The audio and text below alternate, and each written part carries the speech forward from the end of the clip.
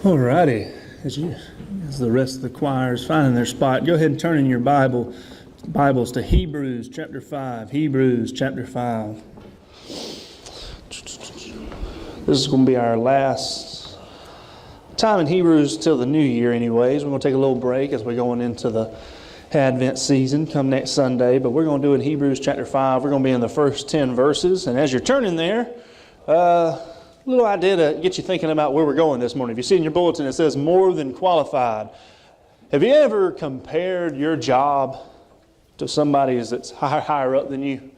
I feel like that's probably a common part of being a human in the workforce. What we do is we look at those who are over us, we compare their jobs and their qualifications to ours. We start talking about the amount of work they do. As we've discussed before, sometimes the higher up you go, the less it seems you do, right? That's almost how it works. But we start saying, man, they don't do half of what I do. You start thinking about qualifications, and you're like, I'm actually got better experience than them in all these different things. And of course, a lot of times in the workplace, it comes down to different salaries and things like that. Why are they the ones making decisions over me? Side note, it's funny when we do those little self-evaluations, we normally do always come out being the one on top. Funny how that works, right? It's neither here nor there, right? We always think we're more than qualified, but sometimes it can really be true, right? We complain or push for something, all based on this internal evaluation. And this isn't a message that has to do with pride or obedience today. Rather, we're going to be objective and look at a job today.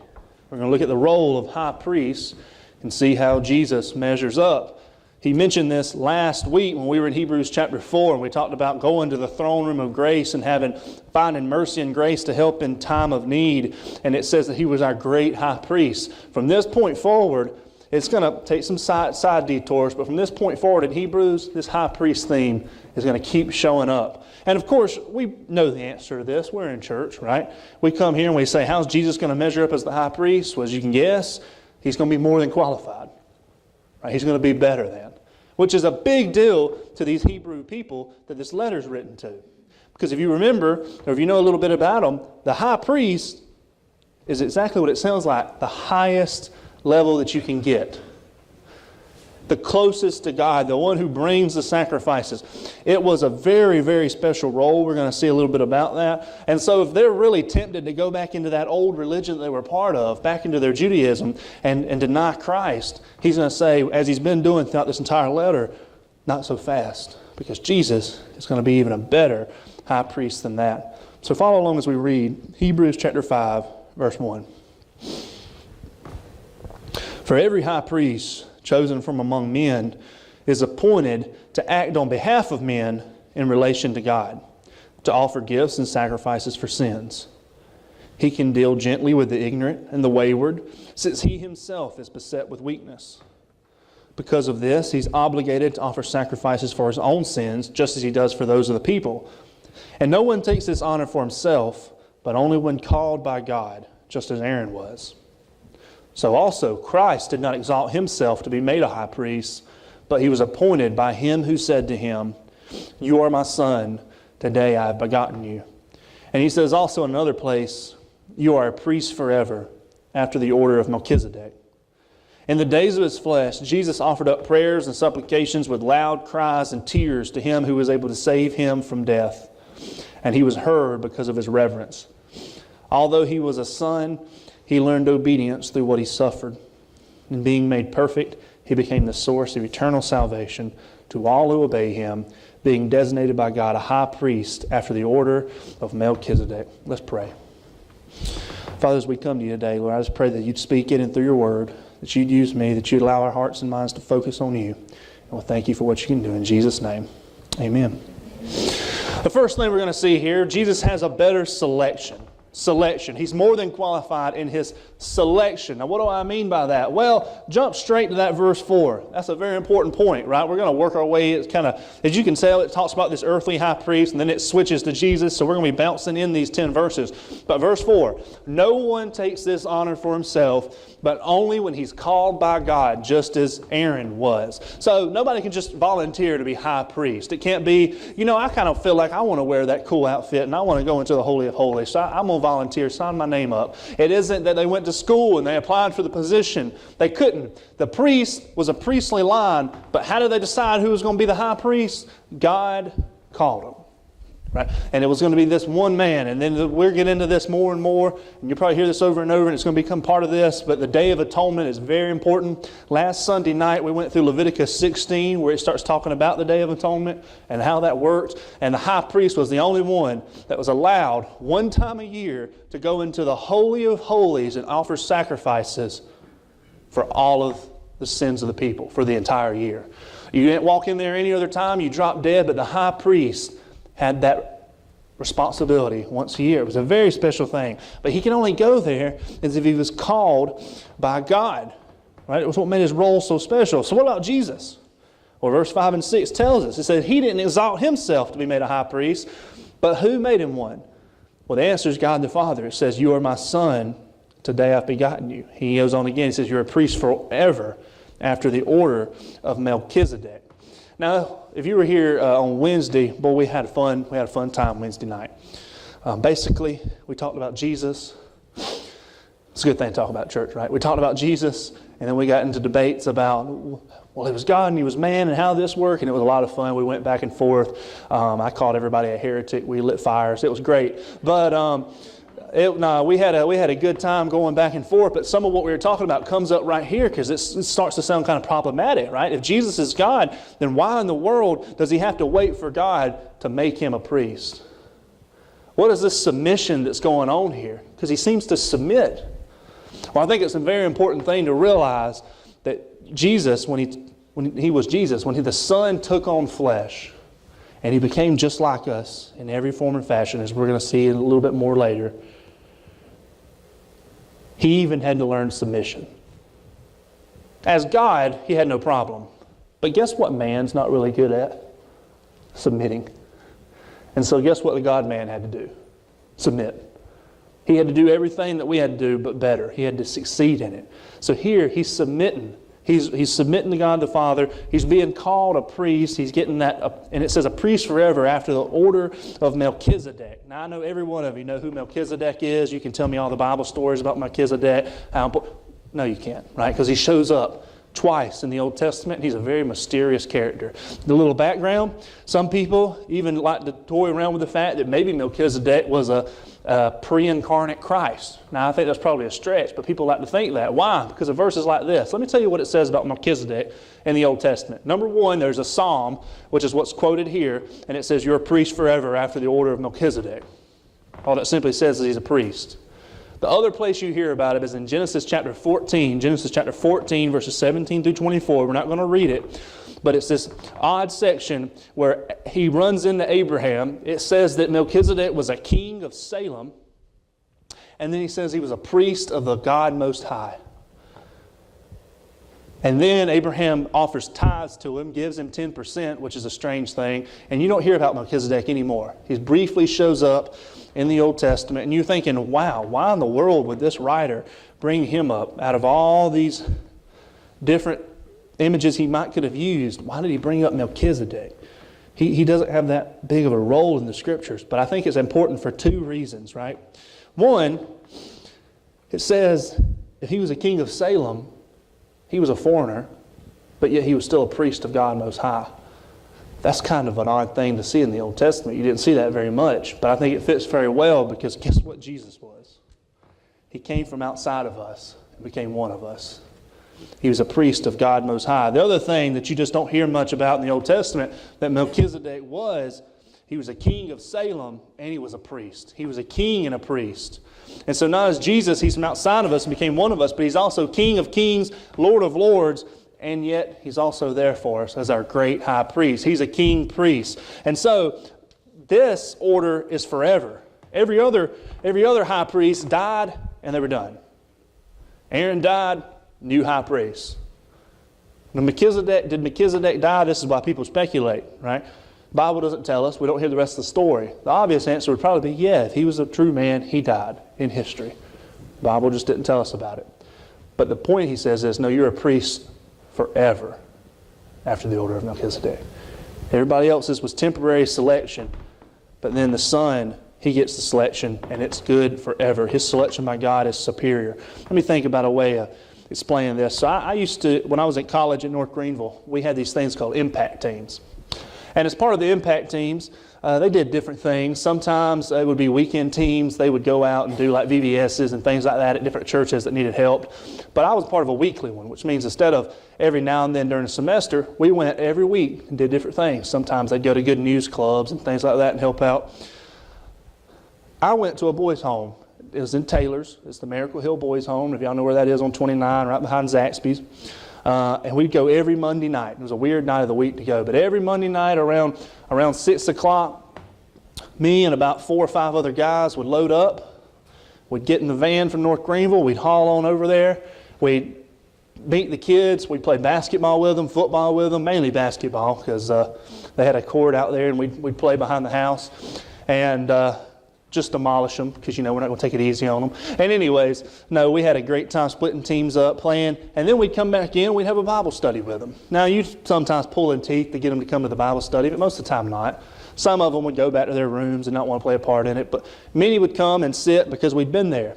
But one thing I began to notice was some inconsistencies in our commitments. See, one of the reasons that a lot of students did it is because there was a scholarship through the Baptist Convention that required hours, and that was a way to get hours. The second, some of the guys didn't need hours anymore, they didn't have time for the boys' home anymore. Or, another thing I noticed was, even though many of us lived pretty close to Taylor's, not very far at all, I wasn't, 30 minutes away, when Christmas came and they were playing church league basketball, we didn't have school, therefore we didn't technically have impact teams, so we took the month off, right, many times. And I began to feel convicted about that. I stayed in it for 3 years and seen a lot of the team members come and go. And then I started going, and I'd grab one of my other buddies, and we'd go see them play at Taylor's First Baptist, watch them play basketball in December some, and try to make the extra effort there. And I tell you, it just paid off a lot. Because what I ended up happening was, I remember my last Monday night I was there before I was going to be going off to North Carolina and attending seminary. I didn't know there was an impact with the boys. But man, it was bittersweet.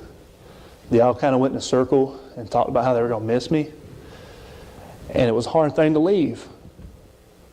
But what mattered to them more than anything, and it comes from their leaders that serve in them all the time too. I know Jacqueline does something very similar. They need consistency.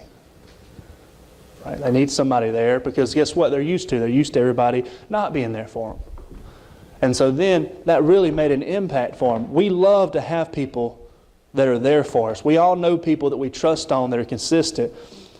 And then we have people that we just wouldn't rely on at all. Right?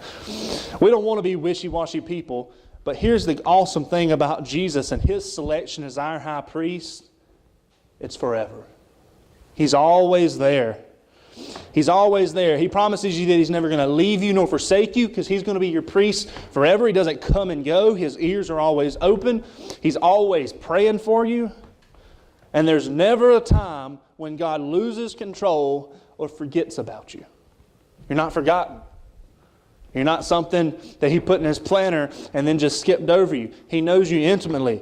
That's what we do. That's not what God does. His selection is greater. He is forever, and His promises are forever. He's greater in that way. The second thing He's greater in is His solidarity. His solidarity. Look at the qualifications of a high priest.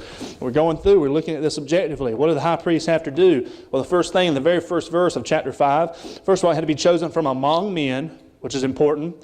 Because why? Because he had to act on behalf of men in relation to God. Verse 2 says he had to deal gently with the ignorant and the wayward, since he himself is beset with weakness. Now, what's the ignorant and the wayward? Well, I always heard the difference between ignorant and stupid is ignorant is when somebody just doesn't know, and stupid is when somebody just won't learn. Right? And sometimes there's people that are ignorant. He says he has to be with them, guide them, direct them. He has to do so in a nice manner. The wayward are those that know better, but yet they still go astray. These are sometimes the people we look down upon when we're doing the very same thing in a different area of our lives, right? We all go astray in different times and in different ways. And so he has to look at these different people, and if they're ignorant or they're wayward, he's still there for them. He deals gently with them because he himself knows what it's like, because he had to come from among men. See, the high priest was supposed to be a man of the people because he had to represent people. But the big difference here is it says he himself is beset with weakness. And then verse 3, he's obligated to offer sacrifices for his own sin just as he does for those of the people. He not only deals gently with them, he is one of them in the sense of sin too, which is the downside. But what about Jesus? How does he line up with this? Look at verse 7. In the days of his flesh, Jesus offered up prayers and supplications with loud cries and tears to him who was able to save him from death. And he was heard because of his reverence. Jesus prayed. And he didn't just pray, he prayed passionately. This could have happened more than once, but of course when many people read this verse, the first thing that comes to their mind, and it might be what the writer is thinking about, is the Garden of Gethsemane. As Jesus stands before the Father in prayer right before the eve of his sacrifice, and he pours his heart out. Probably one of the most glaring examples of Jesus acting on our behalf and showing that he was truly human was in the garden. Because nobody wants to endure what he was going to have to endure. And yet, there's some that think, well, was he trying to get out of it? No. He knew why he came. He knew he was there for a purpose. That's why I think when it says that he was able to save him from death, not the death of the cross, but God the Father was the one that was able to save him from death itself, the tomb. He was going to raise him from the dead. Jesus knew he had to take a cross. And so, but as he's doing that, he's crying. He's got tears. He was a man. In every stretch of the imagination, he had to be. And even to the point of his emotions. He lived the human life completely. He became one of us. He was from among man. He was a man of the people better than any other man could be. Now, we talked about this a little bit last week, but just important to rehash it. The idea that, well, maybe he wasn't tempted as we are because he was God. No, he was actually tempted worse because he never gave in to it. Right? He knew it to its fullest extent and didn't sin. And so this is really even the problem we have with like politicians, right? Thank goodness political ads are over, until like January. And then they'll start back and we'll start talking about, 2020 and they'll really be sitting a jump on everything else. But political ads are over. But if you ever watch a political ad, they're going to do probably one of three things. The first thing they might do in a political ad is tell you about all the good they've done, which happens probably very little, right? Because they don't emphasize that. What's more important is the second thing they might do is run down their opponent. We all love those ads, right? Where they say something really ugly and then the guy's or lady's voice comes on at the end and says, this is supported by so-and-so. But they didn't say it. Somebody else said it. And then they just supported it, right? No, they run down their opponent. And then the third thing that they also love to do in those things, you normally see this playing in the montage behind the ad. Some guy or girl that's running for office, they're among people. Guy's out there planting a tree or something, right? He's one of us. That's their third point, right? He's a man of the people. That's hardly ever true. Right? We know that. We've almost come to accept it as part of our system, as we probably might have to, because it's almost impossible to be in politics anyways unless you're loaded, right? Unless you got a lot of money. And so because of that, they do really hard to try to make us buy into that because, hey, we want people that are like us. But yet we're skeptical of them. We might even say things like they've never even done an honest day's work in their lives. We see that disconnect. We'd love to have a candidate that truly is a man of the people, but that ain't normally how it works.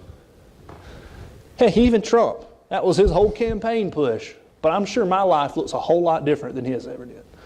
Right? And so the difference here is we got these people, and they represent us, and it's our system, but they're not necessarily one of the people. Right? They try, but they might not be blue collar. But Jesus was a perfect example. We don't have a God that's just forever and He's always there, but you also, in Jesus, the man who cries tears, you have a God who understands. He understands you. The application for this is so powerful, right? How in the world can you stand before God one day?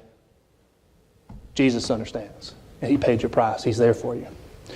How can you bring that sin that you're hiding from everybody else? You're not hiding it from Him, but you think you are. How can you bring that sin to God that you're dealing with and confess it to Him? Jesus, who's your priest, He's just like you. He was with you. He became a man. He didn't give in to that sin, but He knows the temptation. He's there for you. And then He was without sin, but He knew temptation. And this isn't a reason for us to describe away sin. I'm not ever trying to say that, right? If you sin, there's a conviction behind it. You should feel that conviction. And it still is an affront to a holy God. He doesn't like it. He says, stop it. But what's important in the fact that God became man is that He already knows that. So when we bring this stuff to Him, you don't have to fear rejection from Him. Why do you not have to fear rejection from Jesus? Because when He came among His own didn't know Him. They rejected Him. When He took the cross, He faced the ultimate rejection. He became the rejected one so that you could become approved. The only way He's going to reject you is if you deny what His Son did for you on a cross, and it becomes a day when it's too late.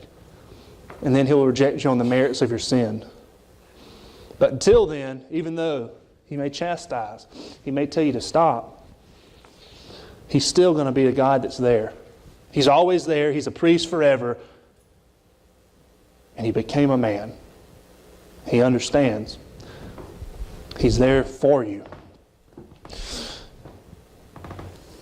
And then the final thing we see is the sacrifice. The sacrifice. This was another qualification. Now this one might seem rather easy for Old Testament high priest. I mean, I probably would get a little bit squeamish, but I think if I had to, killing a lamb or a ram could be something I could do, right?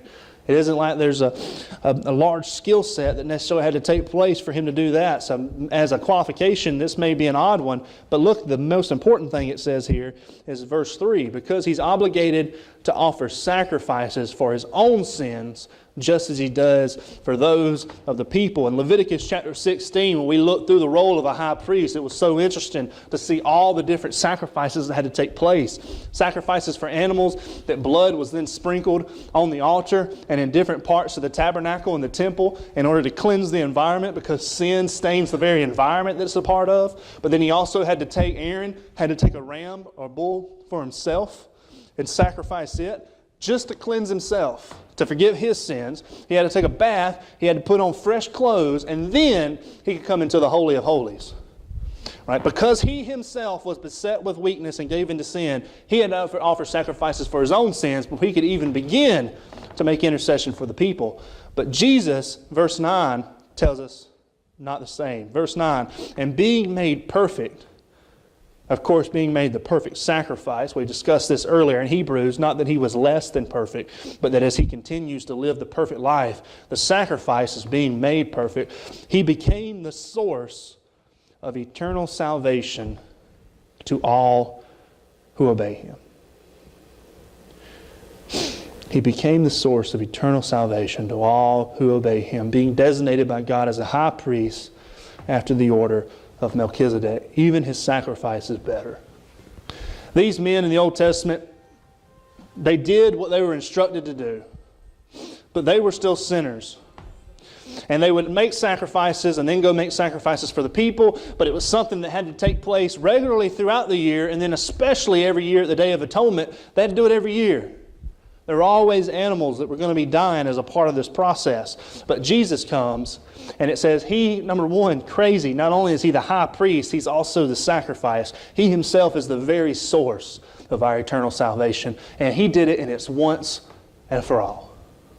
It was taken care of. It was more than enough. It reminds me of all my first cars. Now, I say I had a number, but it's not because I ever wrecked them. It's mainly because borrowing on a high school budget, you buy junk, right? And when you buy junk, you had to put up with junk, right? So I had junk for a long time, right? Things that would leak oil. Your friends stopped being your friends because you parked in their driveway and you stained their parents' concrete driveway, and I was like, well, if you were just fancy like us and got a dirt one, you wouldn't have this problem. But anyways, you had that one that leaked oil like crazy. Then I had an old Ford Ranger. One of the reasons, if you're a Ford person, I'm not, probably unfair, but I'm going to judge it all off that one car. That thing would cut off going down the road. I'd throw it in neutral real fast, turn it back on, put it back in drive. It would cut off at every stop sign without fail, every stoplight. I didn't have to worry about locking my keys in my truck because I could just touch the window and it'd fall down and I could get in. And so we didn't have any headliner in there. It was one of that headliner that did start rubbing your head when you're riding, so we just ripped it all out. Anyways, and so it was a great truck. I can't believe Nicole stayed with me. She was with me through both those. Anyways, had all these junk trucks and then even getting more and more. And the thing was, they didn't all have massive problems, but they'd all have little problems. I'd spend $50 here, $100 there, sometimes $250 there. And all I was doing was putting a patch on it. Right? It was almost like a Band-Aid. This thing wasn't never going to be running at the top of its game unless I completely redid everything on it. And it wasn't worth it. Right? But it was just put a patch on something. We hate Band-Aiding things. Right? I don't want to go to the doctor and him giving me a sleeping pill. I want him to tell me why in the world I can't sleep. Right? I don't even care about having pain medicine. I want the pain to stop. What's causing it? But we hate to get the patchwork. And that's exactly what the picture of the Old Covenant was meant to paint. It was painting a picture that these sacrifices were piecemeal. They didn't correct the very problem at its source. And y'all, tough news here. The problem at its source was us. The animals were killed, and it was symbolizing the fact that sin cost life. That the punishment for sin is death. It was showing how serious sin was, but just because they made all these sacrifices, they never changed men's hearts. But Jesus was more than a Band-Aid. He fixed the very problem at the source because He became the source. That's why I said at the beginning, He had to submit to God because man's not very good at submitting to God. And so He had to do it. He had to do everything that we failed at rightly. And then die on a cross for everything He never did. And in doing so, He gives us a new heart. He fixes us from the inside out. And so not only do we have a God that's forever, which means He's always there for you and He never forgets you.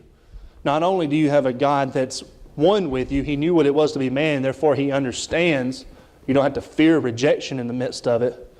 You also have a God whose sacrifice was sufficient to the point where He can say, it is finished, and it was finished.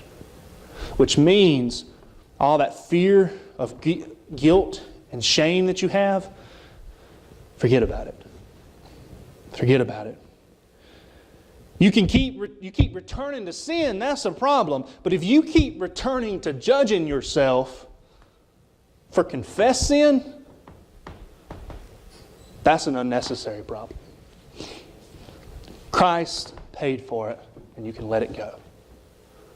Stop living in the midst of guilt and shame.